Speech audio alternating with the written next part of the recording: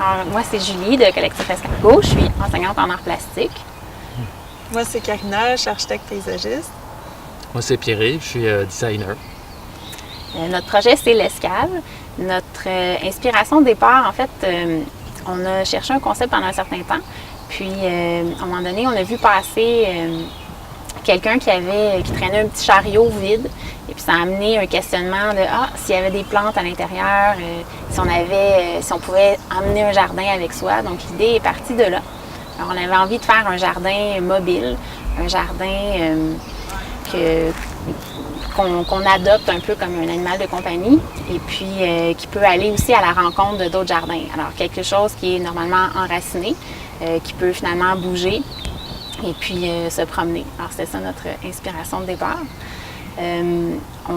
Pour ce qui est de la palette végétale, on est allé du côté, tout est comme blanc, gris un peu, ça amène l'idée du papier, il y a aussi l'idée de la correspondance là-dedans, un peu comme des cartes postales, et puis c'est pour ça qu'il y a de l'écriture sur les cargos.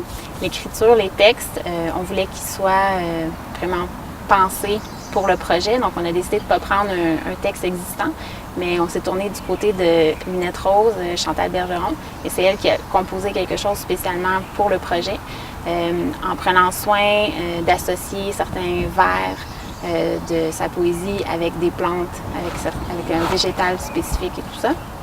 Donc vraiment que ce soit cohérent. Pour ce qui est des défis du projet, au départ, on avait fait des plans pour une certaine taille pour les cargos, mais finalement, on se rendait compte que c'était trop gros, ça ne fonctionnait pas, alors on a revu ça un peu. Et puis aussi, on tenait à ce que ce soit fait en acier, on trouvait que c'était plus cohérent avec l'idée du mouvement, tout ça. Ça faisait penser un peu à des containers.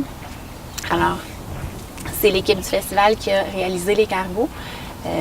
Mais quand on est arrivé ici, il restait quand même beaucoup de choses à faire.